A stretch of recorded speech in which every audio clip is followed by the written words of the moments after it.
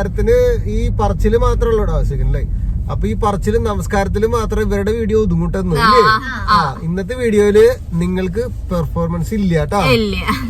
ഇന്ന് നമ്മള് ചെയ്യാൻ പോണെന്ന് വെച്ചിട്ടുണ്ടെങ്കില് നമ്മള് ഒരു കുറച്ച് വീഡിയോകൾ മുന്നേ നമ്മള് അനു എന്ന് പറഞ്ഞിട്ട് ഒരു പുതിയൊരു നേഴ്സ് ഇവിടെ UK ഇവിടെ ബെൽഫാസ്റ്റിൽ എത്തിയതും അവൾ എങ്ങനെയാണ് അവരെത്തിയത് എന്നുള്ളതിന്റെ അനുഭവങ്ങളൊക്കെ നമ്മളൊരു വീഡിയോ ഇന്റർവ്യൂ പോലെ ചെയ്തിട്ടുണ്ടായിരുന്നു ഇല്ലേ? അപ്പൊ നിന്നോട് ആരും പോകണം പറഞ്ഞു. അപ്പൊ ആ അനുവിന്റെ അടുത്തേക്കാണ് നമ്മള് ഇന്ന് പോണത്. ഇന്നിപ്പോ അനുവിന് ഇത്രയും കൂടി കുറെ കാര്യങ്ങള് നിങ്ങളോട് പറയാനുണ്ടാവും. കാരണം ഇപ്പൊ ഇവിടെ എത്തി ഇപ്പൊ ആളൊരു വർഷമായി അതാണ്. അപ്പൊ അത് എങ്ങനെയാണ് നേഴ്സിന്റെ ഡ്യൂട്ടീസ് ഇവിടുത്തെ എങ്ങനെയൊക്കെയാണ് അവര് ഒരു ജോലി സ്ഥലത്ത് ഉള്ള കാര്യങ്ങള് എല്ലാ കാര്യങ്ങളും A to Z നമുക്ക് ഒരു Q&A ചെയ്യാൻ പറ്റിയില്ലെങ്കിലും നമുക്ക് ഞാൻ എന്റെ ഒരു ഭയങ്കര ബുദ്ധി വെച്ചിട്ട് നമുക്ക് ഒന്ന് നോക്കി നോക്കാം. എന്താ അപ്പന്റെ ബുദ്ധിയില്ലേ വലിയരെ. അപ്പൊ അപ്പന്റെ ഉള്ള ബുദ്ധി വെച്ചിട്ട് കുറച്ച് ചോദ്യം ചോദിക്കാം. പിന്നെ ആ അനുചേച്ചിയുടെ ഐഡിയയിലും കൂടി നമുക്ക് പറഞ്ഞു തരും അല്ലേ? അപ്പൊ നേരെ നമ്മള് എങ്ങനെ പോണേ?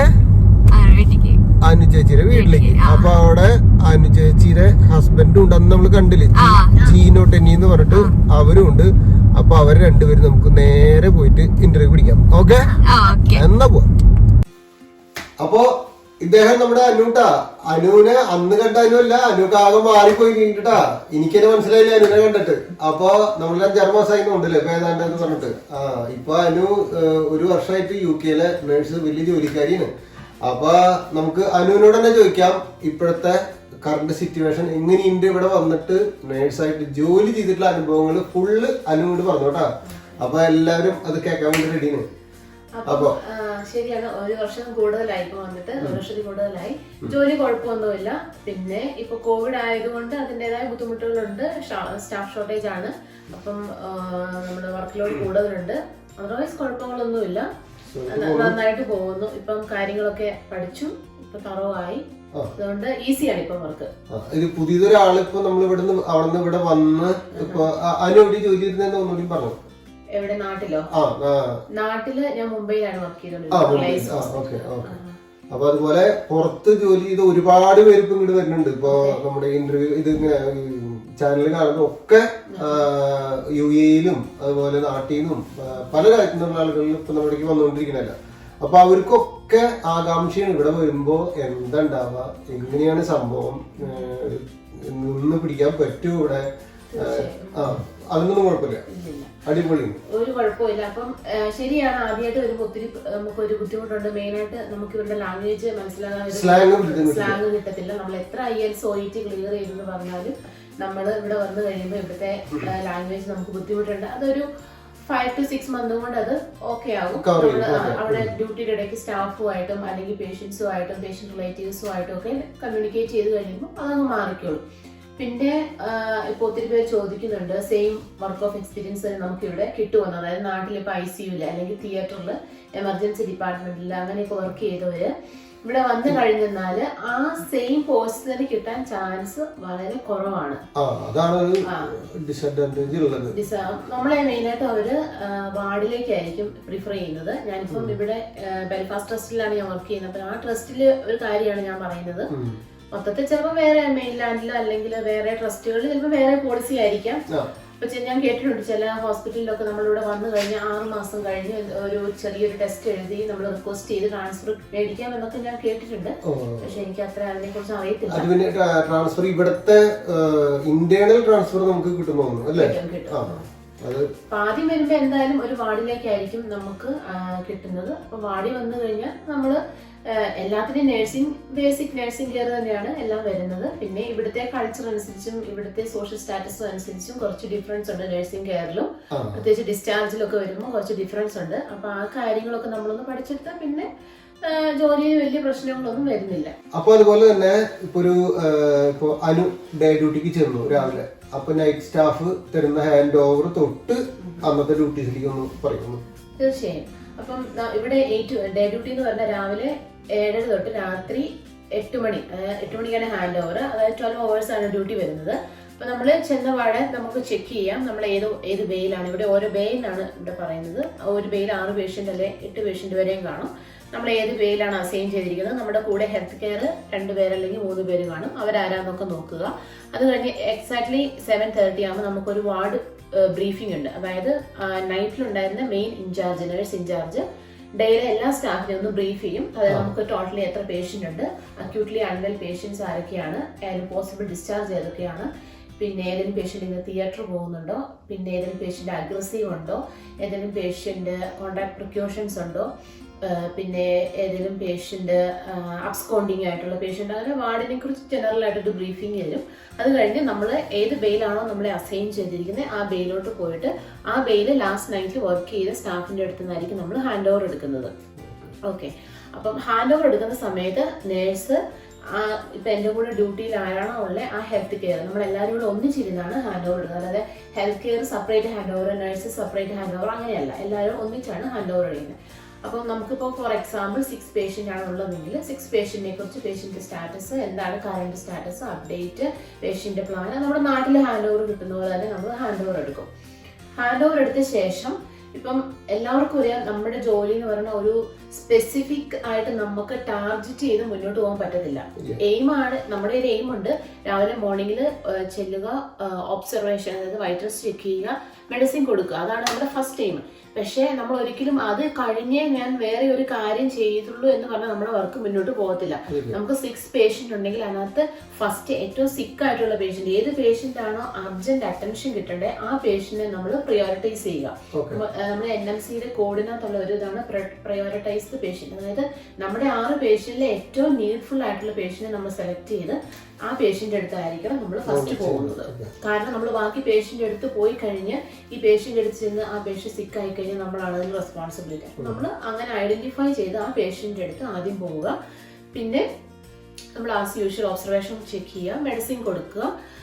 അത് കഴിഞ്ഞ് അതിൻ്റെ ഇടയ്ക്ക് ചിലപ്പോൾ വാർഡ് റൗണ്ട്സ് വരും. അപ്പം നമ്മൾ ബിസി ആണെങ്കിൽ റൗണ്ട്സിൽ മെയിനായിട്ട് ഇവിടെ നേഴ്സ് ഇൻചാർജ് ഉണ്ട്, അവരായിരിക്കും റൗണ്ട്സ് അറ്റൻഡ് ചെയ്യുന്നത്. നമ്മൾ ബിസി അല്ല എങ്കിൽ നമുക്ക് കൂടെ റൗണ്ട്സ് അറ്റൻഡ് ചെയ്യാം, അത് ഡോക്ടേഴ്സിന്റെ കൂടെ. പക്ഷെ അത് മാൻഡേറ്ററി അല്ല, നേഴ്സ് ഇൻചാർജ് എന്തായാലും കാണും. അവർ നമ്മുടെ അടുത്ത് റൗണ്ട്സ് കഴിയുമ്പോൾ അപ്ഡേറ്റ് തരും. ഇനിയിപ്പോൾ നമുക്ക് 6 പേഷ്യന്റ് ഉണ്ട്, അതിനകത്ത് ഇപ്പോൾ ഒരു 3 പേഷ്യന്റ് ബെഡ് പേഷ്യന്റ് ആയിരിക്കും. അപ്പോൾ ചില പേഷ്യൻസിന് night staff already personal care attend ചെയ്തിട്ടായിരിക്കും, അതായത് വാഷ്, മൗത്ത് കെയർ അതൊക്കെ കൊടുത്തിട്ടായിരിക്കും പോയെ. ഇല്ലെങ്കിൽ നമ്മൾ ഈ മെഡിസിൻ ഒബ്സർവേഷൻ ഒക്കെ കഴിയുമ്പോൾ നമ്മൾ പേഷ്യന്റ് ടേൺ ചെയ്യും. അതുപോലെ വാഷ്, ഏതെങ്കിലും പേഷ്യന്റ് വാഷ് പെൻഡിങ് ഉണ്ടെങ്കിൽ അത് നമ്മളും ഹെൽത്ത് കെയറിനും കൂടെ കൊടുക്കും. അപ്പം എല്ലാവർക്കും ഒരു ഡൗട്ട് ഉണ്ടാവും, നമ്മൾ ഹെൽത്ത് കെയറിന്റെ കൂടെ വാഷിന് പോകണോ? ഇവിടെ നമ്മളിപ്പം ഇന്ത്യയിൽ വർക്ക് ചെയ്തവർ അല്ലെങ്കിൽ GCCയിൽ വർക്ക് ചെയ്തവർ കുറച്ചൊക്കെ അപേക്ഷിച്ച് നമ്മളൊരു നേഴ്സ് ആണെങ്കിൽ നമ്മൾ ഡൗൺ ടു, അതായത് ഒരു പേഷ്യന്റ് അഡ്മിഷൻ തൊട്ട് എല്ലാ വർക്കുകളും ചെയ്യാൻ നമ്മൾ വില്ലിംഗ് ആയിരിക്കണം. അത് പ്രത്യേകം ഒരു കാര്യമാണ് അല്ലേ? അതൊരു പ്രത്യേകം നമ്മൾ ശ്രദ്ധിക്കണം. അല്ലെങ്കിൽ ഹെൽത്ത് കെയർ ഉണ്ട്, ഹെൽത്ത് കെയർ പോയി പേഷ്യന്റിനെ ടേൺ ചെയ്യും, അല്ലെങ്കിൽ ഹെൽത്ത് കെയർ പോയി പേഷ്യന്റിനെ ഫീഡ് ചെയ്യും, അങ്ങനെ ഒരിക്കലും നമ്മൾ വിചാരിക്കരുത്. ഒരു നേഴ്സ്, നമ്മളൊരു നേഴ്സാണ്, ആ ഡ്യൂട്ടിയിൽ നമുക്ക് 6 പേഷ്യന്റ് ഉണ്ടെങ്കിൽ ആ പേഷ്യന്റിന് എന്ത് സംഭവിച്ചാലും, എന്ത് കെയർ ഡിലേ ആയാലും ഹെൽത്ത് കെയറിന്റെ അടുക്കൽ ആരും ചോദിക്കത്തില്ല, അസൈൻഡ് നേഴ്സ് ആണ് റെസ്പോൺസിബിൾ. അപ്പൊ നമ്മൾ അത് ചെയ്യാൻ നമ്മൾ വില്ലിംഗ് ആയിരിക്കണം. അല്ലെങ്കിൽ നമ്മൾ അതൊരു നെഗറ്റീവ് മാർക്കായിട്ടാണ് ഇവിടെ കാണുന്നത്. ഓക്കെ, അപ്പൊ നമ്മുടെ മോർണിംഗ് മെഡിസിൻ ഒക്കെ കഴിഞ്ഞു, അത്യാവശ്യം പേഴ്സണൽ കെയർ ഒക്കെ കഴിഞ്ഞു. അപ്പോൾ ഡോക്ടേഴ്സ് റൗണ്ട്സിന് വരും, അവര് പുതിയ പ്ലാൻ തരും, അല്ലെങ്കിൽ പേഷ്യന്റിനെ CT ചെയ്യണം, MRI ചെയ്യണം. ഇവിടെ നമ്മൾ അതിനൊന്നും അങ്ങനെ ടെൻഷൻ അടിക്കേണ്ട ആവശ്യമില്ല. എന്ത് റേഡിയോളജിക്കൽ പ്രൊസീജിയർ ഉണ്ടെങ്കിലും ഡോക്ടേഴ്സ് ആണ് ഇതിന്റെ റിക്വസ്റ്റ് വിടുന്നത്. അപ്പോൾ താഴെ അപ്പോയിന്റ്മെന്റ് ശരിയാകുമ്പോൾ സ്റ്റേബിൾ പേഷ്യന്റ് ആണെങ്കിൽ അവർ വന്ന് പേഷ്യന്റ് എടുത്തുകൊണ്ട് പോകും. ഇപ്പോൾ സിക്ക് പേഷ്യന്റ് ഒക്കെ ആണെങ്കിൽ നമ്മൾ ചിലപ്പോൾ കൂടെ പോകേണ്ടി വരും. അപ്പോൾ നമ്മൾ അങ്ങനെ പോവുകയാണെങ്കിൽ നേഴ്സ് ഇൻചാർജിന്റെ അടുത്ത് നമ്മുടെ ബാക്കി 6 പേഷ്യന്റിന്റെ, ഇപ്പൊ നമുക്ക് 6 പേഷ്യന്റ് ആണ്, സോറി, അതിലൊരു പേഷ്യന്റിനെ നമ്മൾ എക്സ്റേക്ക് പോവാണ്, അല്ലെങ്കിൽ MRIക്ക് പോവാണ്. അപ്പോൾ ഡ്യൂട്ടിയിലുള്ള ഇൻചാർജിന്റെ അടുത്ത് നമ്മൾ പറഞ്ഞിട്ട് പോകണം, ഞാൻ ഇന്ന പോലെ താഴെ പോവാണ്, അപ്പൊ എന്റെ പേഷ്യന്റിനെ ഒന്ന് നോക്കണം എന്ന് പറഞ്ഞ് നമ്മൾ ഹാൻഡ് ഓവർ കൊടുത്തിട്ട് പോകും. ഇവ 10 മിനിറ്റ്സ് ടൈമിലേക്കാണെങ്കിലും നമ്മൾ പറഞ്ഞിട്ടാണ് പോകുന്നത്. പിന്നെ നമ്മുടെ നാട്ടിൽ വരുന്നവർക്ക് അല്ലെങ്കിൽ GCCയിലൊക്കെ വർക്ക് ചെയ്തവർക്ക് പരിചയമില്ലാത്ത ഒരു കുറച്ച് കാര്യങ്ങളാണ്. ഒന്ന്, ഇവിടെ മൾട്ടി ഡിസിപ്ലിനറി ടീം ഇൻവോൾവ്മെന്റ്. അതായത് നമ്മുടെ പേഷ്യന്റിന് ഫിസിയോതെറാപ്പിസ്റ്റിനെ നമ്മൾ റെഫർ ചെയ്യും, ഒക്യുപേഷണൽ തെറാപ്പിസ്റ്റിനെ റെഫർ ചെയ്യും, ഡയറ്റീഷ്യനെ റെഫർ ചെയ്യും. പിന്നെ പേഷ്യന്റ് എന്തെങ്കിലും സോഷ്യൽ സർവീസസ് ആവശ്യമുണ്ടെങ്കിൽ സോഷ്യൽ വർക്കറെ നമ്മൾ റെഫർ ചെയ്യും.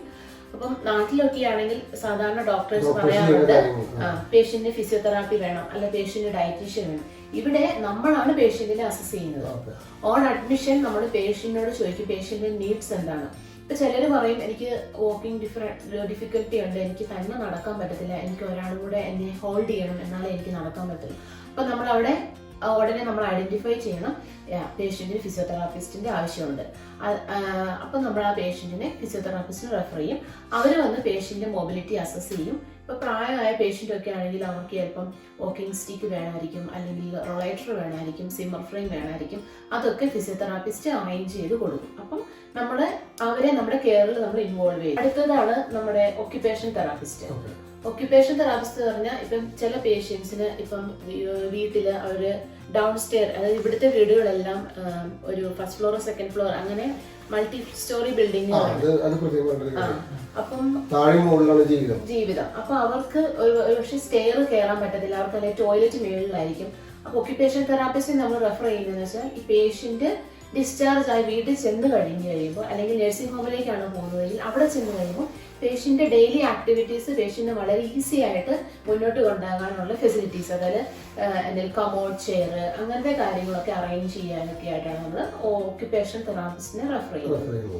അത് മാത്രമല്ല അവരാണ് പേഷ്യന്റ് കോഗ്നിറ്റീവ് അസസ്മെന്റ്, അതായത് പേഷ്യന്റ് ഇന്റലക്ച്വൽ ആയിട്ട് എന്തെങ്കിലും പ്രശ്നങ്ങളുണ്ടോ എന്നൊക്കെ അവരാണ് അസസ് ചെയ്ത് അതിനനുസരിച്ചുള്ള ഇന്റർവെൻഷൻസ് ചെയ്യുന്നത്. അതുപോലെ നമ്മൾ നാട്ടിൽ നിന്ന് നേഴ്സ് ആയിട്ട് ഇവിടെ വന്നാലും നമുക്ക് ഇവിടെ ചില കാര്യങ്ങൾ ചെയ്താലല്ലേ പർട്ടിക്കുലർ കാര്യങ്ങൾ നമുക്ക് ഒരു നേഴ്സിന് ചെയ്യാൻ പറ്റില്ല, അതിന്റെ കാര്യങ്ങളുണ്ടെന്ന് പറഞ്ഞു. ഓക്കെ, അപ്പൊ നമ്മളിവിടെ വന്ന് എല്ലാവർക്കും അറിയാം NMC രജിസ്ട്രേഷൻ കിട്ടുന്നതിന് ഓസ്കി ചെയ്തു. ഓസ്കി കഴിഞ്ഞ് നമ്മളിവിടെ ബാൻഡ് 5 ആയിട്ട് കയറി. ബാൻഡ് 5 ആയി കയറി കഴിഞ്ഞാൽ നമുക്ക് ഓറൽ മെഡിസിൻ, അത് ടാബ്ലറ്റ്സ് കൊടുക്കാം, പേഷ്യന്റിന്റെ ഒബ്സർവേഷൻ ചെക്ക് ചെയ്യാം, ബാക്കി ബേസിക് ആയിട്ടുള്ള കാര്യങ്ങളൊക്കെ ചെയ്യാം. അതുകൂടാതെ IV മെഡിസിൻ കൊടുക്കുക, IV ക്യാനിൽ ഇടുക, ക്യാപിറ്ററൈസേഷൻ ചെയ്യുക, അല്ലെങ്കിൽ ബ്ലഡ് സാമ്പിൾ എടുക്കുക, ECG എടുക്കുക. അതൊക്കെ നമ്മുടെ നാട്ടിൽ ഡെയിലി ഇത്രയും കാര്യങ്ങൾ നമ്മുടെ നാട്ടിൽ ഡെയിലി ചെയ്യുന്നതാണ്. പക്ഷെ ആ കാര്യങ്ങൾ ഇവിടെ ചെയ്യണമെങ്കിൽ നമ്മുടെ ട്രസ്റ്റ് പ്രൊവൈഡ് ചെയ്യുന്ന സ്പെസിഫിക് ട്രെയിനിങ്ങുകളുണ്ട്. ആ ട്രെയിനിങ് അത് ഒരു 1 ഡേ ട്രെയിനിങ് ആയിരിക്കും. അത് ചെയ്ത് അത് നമ്മുടെ ട്രെയിൻഡ് ആയിട്ടുള്ള നമ്മുടെ വാർഡിലെ ഒരു പ്രിസെപ്റ്റർ കാണും. പ്രിസെപ്റ്ററിന്റെ അണ്ടറിൽ നമ്മൾ അവരെ അത് ചെയ്ത് കാണിച്ച് അവരത് നമ്മളത് 3 പേരെയും ചെയ്ത് കാണിക്കണം. ഇപ്പം IV മെഡിസിനും IV കാനുലേഷനും ഒക്കെ ആണെങ്കിലും 3 പേരെയും ചെയ്ത് കാണിക്കണം. അവരത് അവരെ അത് ചെയ്ത് കാണിച്ച് അവർ സാറ്റിസ്ഫൈഡ് ആണെന്ന് നമ്മുടെ ഒരു റെക്കോർഡ് ഉണ്ട്. അതിന്റെ ആ റെക്കോർഡ് സൈൻ ചെയ്ത് നമ്മുടെ വാർഡ് മാനേജർക്ക് സബ്മിറ്റ് ചെയ്ത് അവരും അത് സൈൻ ചെയ്ത് നമ്മളെ ഫൈനലൈസ് ചെയ്ത് കഴിഞ്ഞാൽ മാത്രമേ ഈ കാര്യങ്ങൾ നമുക്കൊരു പേഷ്യന്റ് എടുക്കുക ചെയ്യാൻ പറ്റത്തുള്ളൂ. ഇഞ്ചക്ഷൻ, ഒരു ചെറിയ ഇഞ്ചക്ഷൻ എടുക്കാൻ പോലും നമുക്ക് ട്രെയിനിങ് ഉണ്ട്. അതറിയാതെ നമ്മൾ ഒരിക്കലും അത് ചെയ്യാൻ പാടില്ല. നമ്മൾ വാടി വന്നു കഴിയുമ്പോൾ ചിലപ്പോൾ നമുക്ക് ബിസി ആയിരിക്കും. അപ്പൊ നമ്മൾ ട്രെയിൻ ചെയ്തിട്ടില്ല. അപ്പൊ നമ്മളോട് ആരെങ്കിലും പറയുകയാണ് ആ പേഷ്യന്റിന് ഒരു IV മെഡിസിൻ കൊടുക്കാൻ പറഞ്ഞാൽ നമുക്ക് ഡയറക്റ്റ്ലി നമുക്ക് ഡിലേയും ചെയ്യാം, പറയുക ഞാൻ ട്രെയിൻഡ് അല്ല, എനിക്ക് കൊടുക്കാൻ പാടില്ല. കാരണം നമ്മളത് ട്രെയിൻ ചെയ്യാതെ നമ്മൾക്ക് അറിയാം നമുക്ക് എങ്ങനെയാണ് മെഡിസിൻ കൊടുക്കേണ്ടത്, നമുക്ക് 100% ഷുവർ ആണ്. പക്ഷെ ഇവിടെ ട്രെയിനിങ് ഇല്ലാത്തതുകൊണ്ട് നമ്മളത് ചെയ്യാൻ പാടില്ല. കൊടുത്തു കഴിഞ്ഞ് എന്തേലും പറ്റിക്കഴിഞ്ഞു കഴിഞ്ഞാൽ ഫസ്റ്റ് അവർ നമ്മളോട് ചോദിക്കുന്നത് ട്രെയിൻഡ് ആണോ കോമ്പിറ്റന്റ് ആണോ എന്നാണ് അവർ ചോദിക്കുന്നത്. നമ്മൾ ട്രെയിൻഡ് ആണെന്ന് പറഞ്ഞ ഉടനെ നമ്മുടെ കോമ്പിറ്റൻസി ഫയൽ അവരെടുത്ത് നോക്കും. അപ്പൊ നമുക്ക് അവിടെ സർട്ടിഫിക്കറ്റ് ഇല്ല, ഉടനെ അത് പ്രശ്നമായി. പിന്നെ അത് ഒത്തിരി നമ്മളെ അത് ഒരു വർഷം നമ്മുടെ NMCയുടെ പിൻ നമ്പർ വരെ നമ്മളത് അവിടെ അത്ര ഇഷ്യൂ ആവും. അപ്പൊ ആ കാര്യങ്ങൾ നമ്മൾ പ്രത്യേകം ശ്രദ്ധിക്കണം, ട്രെയിനിങ് കംപ്ലീറ്റ് ചെയ്യുക. അതുപോലെ ഈ ആഭരണങ്ങളിട്ടുള്ള പരിപാടി ജോലിക്ക് ഓക്കെ. അപ്പൊ നാട്ടിലൊക്കെ എനിക്ക് തോന്നുന്നത് കമ്മലിടാം, മാലയിടാം, ഒരു ചെറിയ ചെയിനൊക്കെ ഇടാം.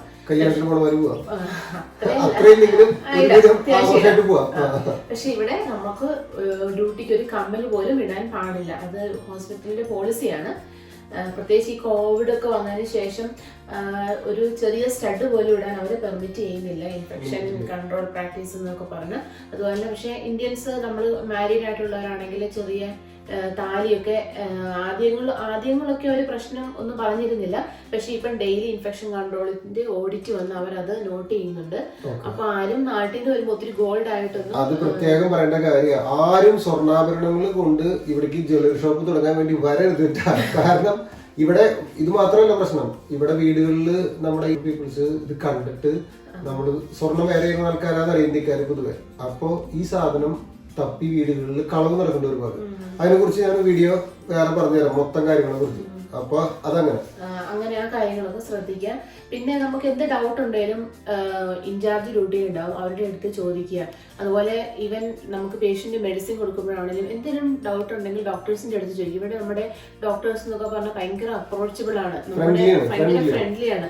അവർക്ക് അറിയത്തില്ലെങ്കിൽ നമുക്കൊരു കാര്യം അറിയത്തില്ലെങ്കിൽ നമുക്ക് അവരോട് 100 times ചോദിക്കാം. അവരാരും നമ്മളെ ഷൗട്ട് ചെയ്യോ അല്ലെങ്കിൽ അവരെ ഒരു കുട്ടിക്കൊന്നും അറിയത്തില്ലേ ആ രീതിയിൽ ആരും ഇവിടെ നമ്മളെ കാണത്തില്ല. അവര് അത്രയും നമുക്ക് പറഞ്ഞു തരും. നമ്മൾ അറിയത്തില്ലാതെ ഒരു കാര്യം ചെയ്ത് മിസ്റ്റേക്ക് പറ്റുന്നത് നല്ലതാണ്. നമ്മൾ ചോദിച്ച കാര്യങ്ങൾ അത്രയും ഫ്രണ്ട്ലി ആയിട്ട് ഡോക്ടർമാരോട് സംസാരിക്കാനുള്ള ഏറ്റവും വലിയ കാര്യം. നമ്മുടെ നാട്ടിലെ ഡോക്ടർമാരെ ഒട്ടും കുറെയൊക്കെ എല്ലാവരും അല്ല നമ്മൾ പറയുന്നത്, ഒരുപാട് നമ്മൾ കണ്ടിട്ടുള്ള ഡോക്ടേഴ്സിനൊക്കെ വെച്ച് ഭയങ്കര വ്യത്യാസമുണ്ട്. ഈവൻ കൺസൾട്ടന്റ്മാരാണെങ്കിൽ പോലും ഭയങ്കര അപ്രോച്ചബിൾ ആണ്. നമുക്ക് അവരുടെ അടുത്ത് ഇപ്പം നമുക്ക് ഡയറക്റ്റ് അവരുടെ അടുത്ത് സാർ ഇന്ന ഇഷ്യൂ ഉണ്ട് നമുക്ക് അവരുടെ അടുത്ത് എക്സ്പ്രസ് ചെയ്യാൻ. നമ്മുടെ നാട്ടിലൊക്കെ പോലെ അത് ജൂനിയർ ഡോക്ടറിന്റെ അടുത്ത് പറഞ്ഞ, ജൂനിയർ ഡോക്ടർ പോയി സീനിയർ കൺസൾട്ടന്റ് അടുത്ത് പറഞ്ഞ, അങ്ങനെയൊന്നുമില്ല. അതുപോലെ തന്നെ ഡോക്ടേഴ്സ് ആണെങ്കിൽ നമ്മളൊക്കെ പലപ്പോഴും കണ്ടിട്ടുണ്ട്, അവര് പേഷ്യന്റിന്റെ അടുത്ത് ഡൗൺ ടു എർത്ത് ആയിട്ടാണ് നമുക്കൊരു പ്രത്യേക ഒരു ഫസ്റ്റ് ടൈം അതൊക്കെ കാണുമ്പോഴേ ചിലപ്പം അവര് റൗണ്ട്സിന് ചെല്ലുമ്പോഴായിരിക്കും പേഷ്യന്റ് പറയുന്നത് എനിക്ക് ടോയ്ലറ്റിൽ പോകണം. ചിലപ്പോ ഡോക്ടേഴ്സ് അവരെ ടോയ്ലറ്റിൽ അപ്പൊ അത്രയും അവര് വരെ അത്രയും ചെയ്യാൻ വില്ലിങ് ആകുമ്പോഴാണ് നമ്മുടെ നാട്ടിൽ നിന്നൊക്കെ ചില സ്റ്റാഫ് വന്നിട്ട് പേഷ്യന്റിന്റെ കൂടെ ടോയ്ലറ്റിലൊക്കെ പോകണമെന്ന് പറയുമ്പോൾ അവർക്ക് ഒരു ബുദ്ധിമുട്ട് പോലെയൊക്കെ തോന്നുന്നു. നമ്മൾ എന്തും ചെയ്യാൻ ഒരു വില്ലിങ് ആയിരിക്കണം നമ്മള്. പിന്നെ നമ്മുടെ ഒരു ഡ്യൂട്ടി ടൈമിൽ പേഷ്യന്റ് ഇപ്പം ഡിസ്ചാർജ് ഒക്കെ പോകുന്നുണ്ടെങ്കിൽ, ഇപ്പം ഇവിടെ പേഷ്യന്റ് മെയിൻ ആയിട്ട് ചിലപ്പോൾ നഴ്സിംഗ് ഹോമിലോട്ടായിരിക്കാം ഡിസ്ചാർജ് പോകുന്നത്, ചിലപ്പോൾ പേഷ്യന്റ് ഓൺ വീട്ടിലോട്ടായിരിക്കാം പോകുന്നത്. അപ്പൊ സ്റ്റേബിൾ പേഷ്യന്റ് ആണെങ്കിൽ പ്രത്യേകിച്ച് പ്രശ്നങ്ങളൊന്നുമില്ല, പേഷ്യന്റ് മെഡിസിൻ വാങ്ങും വീട്ടിൽ പോകും. അതല്ലാതെ ഇപ്പം ഒത്തിരി സിക്ക് ആയിട്ടുള്ള പേഷ്യന്റ് ആണെങ്കിൽ നമ്മൾ ആ പേഷ്യന്റ് ഒരു പക്ഷേ സോഷ്യൽ ഡിസ്ചാർജ് ആയിരിക്കും ചെയ്യുന്നത്. അപ്പൊ നമ്മൾ ഒത്തിരി കാര്യങ്ങൾ ചെയ്യാനുണ്ട്. നമ്മുടെ നാട്ടിൽ ഒരിക്കലും അങ്ങനെയൊന്നും ചെയ്യുന്നില്ല. അപ്പൊ നമ്മൾ പേഷ്യന്റിനെ സോഷ്യൽ വർക്കറിനെ ഒക്കെ നേരത്തെ റെഫർ ചെയ്തിട്ടുണ്ടാവും. Social worker patient package of care, അതായത് പേഷ്യന്റിന് വീട്ടിൽ ചെന്ന് കഴിയുമ്പോൾ കെയറർമാർ വന്ന് പേഷ്യന്റിനെ വീട്ടിൽ മെഡിസിൻ കൊടുക്കും. അല്ലെങ്കിൽ മെഡിസിൻ കൊടുക്കാറില്ല, സാധാരണ അവർ വന്ന് പേഷ്യന്റിനെ വാഷ് ചെയ്യും, പേഷ്യന്റിനെ മൂവ് ചെയ്യും, ടേൺസ് ചെയ്യും. അപ്പൊ അതിനുള്ള ഫെസിലിറ്റീസ് ഒക്കെ നമ്മളും സോഷ്യൽ വർക്കറും അതുപോലെ മൾട്ടി ഡിസിപ്ലിനറി ടീമിലുള്ള ആൾക്കാരും കൂടെ ഒന്നിച്ചാണ് നമ്മൾ ഇതെല്ലാം അറേഞ്ച് ചെയ്യുന്നത്. അപ്പോൾ പേഷ്യന്റ് ഡിസ്ചാർജ് ആകുന്നതിന് മുന്നേ നമ്മളതെല്ലാം കൺഫേം ചെയ്യണം. പേഷ്യന്റ് പാക്കേജ് ഓഫ് കെയർ റെഡിയാണോ, അല്ലെ പേഷ്യന്റിന് മുന്നോട്ട് ജീവിക്കാനുള്ള എന്തൊക്കെയാണ് എയ്ഡ്സ്, അതായത് വീൽ ചെയർ, കമോഡ് അങ്ങനത്തെ സാധനങ്ങളൊക്കെ വീട്ടിലെത്തിയിട്ടുണ്ടോ, അതെല്ലാം ഫങ്ഷനിങ് ആണോ, പിന്നെ അങ്ങനത്തെ പേഷ്യന്റ് ഡിസ്ചാർജിനുള്ള മെഡിസിൻസ്, ഈ കാര്യങ്ങളൊക്കെ നമ്മളാണ് മെയിനായിട്ട് അത് അറേഞ്ച് ചെയ്യുന്നത്. അതൊക്കെ നമ്മൾ നാട്ടിൽ ചെയ്യാത്തൊരു കാര്യമാണ്. അപ്പൊ അത് കുറച്ച് ബുദ്ധിമുട്ടാണ് നമ്മളത് മനസ്സിലാക്കി എടുക്കാനായിട്ട്. പിന്നെ ചില പേഷ്യന്റിന് ഇപ്പൊ വീട്ടിൽ ചെല്ലുമ്പോൾ കത്തീറ്റർ ഇട്ടുണ്ടായിരിക്കും നമ്മൾ പോകുന്നത്. അപ്പൊ ഡിസ്ട്രിക്ട് നേഴ്സ് വന്നാണ് അത് വീക്കിലി ചെക്ക് ചെയ്യുന്നത്. അപ്പൊ നമ്മൾ ഡിസ്ട്രിക്ട് നേഴ്സിന് പേഷ്യന്റിനെ റെഫർ ചെയ്യണം. അത് നമ്മൾ ഇവിടെ ഓരോ പേഷ്യന്റിനും താമസിക്കുന്ന ലൊക്കാലിറ്റി കവർ ചെയ്യുന്ന ഒരു ഡിസ്ട്രിക്ട് നേഴ്സ് ഉണ്ടാവും. അവരെ ഐഡന്റിഫൈ ചെയ്യണം. അതൊക്കെ നമുക്ക് കോൺടാക്ട് ചെയ്യാനുള്ള ഫോൺ നമ്പറും കാര്യങ്ങളും ഒക്കെ അറേഞ്ച് ചെയ്യാന്നുള്ളത് കാര്യങ്ങള്. പിന്നെ നമുക്ക് ബ്രേക്ക് 12 hours ഡ്യൂട്ടിയിൽ ബ്രേക്ക് ഉണ്ട്. അത് ഓരോ വാർഡിനെയും ഡിപ്പെൻഡ് ചെയ്തായിരിക്കും. നമ്മുടെ 1 hour ആണ് ബ്രേക്ക് നൈറ്റിലും ഡേയിലും. അപ്പോൾ അത് മോർണിംഗിൽ ഇത്ര സമയം, ആഫ്റ്റർനൂൺ ഇത്ര സമയം, ഡിന്നർ ഇത്ര സമയം, അത് ഓരോ വാർഡ് മാനേജേഴ്സ് ഡിസൈഡ് ചെയ്യും. അതനുസരിച്ചാണ് ബ്രേക്ക് കിട്ടും. അത് കട്ട് ചെയ്യും. ഇല്ല. അപ്പൊ നമ്മള് ബ്രേക്ക് ഇപ്പൊ നമ്മുടെ 12 hours ഷിഫ്റ്റ് കഴിഞ്ഞ് നമ്മൾ എൻഡ് ഓഫ് ദി ഷിഫ്റ്റ് നമ്മൾ ഹാൻഡ് ഓവർ കൊടുക്കുന്നു.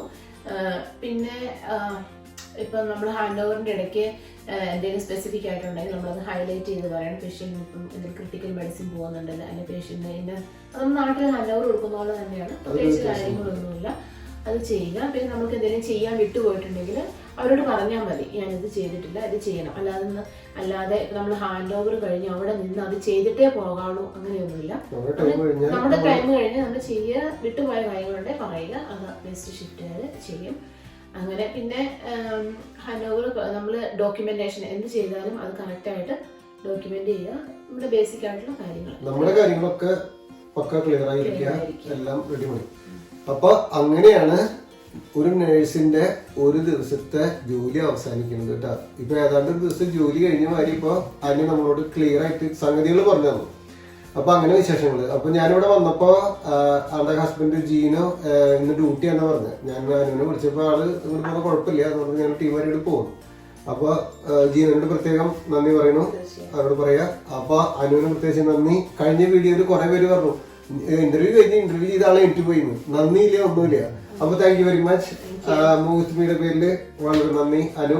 അപ്പൊ അടുത്ത വീഡിയോകളായിട്ട് കാണുന്നവരേക്കും വണക്കം.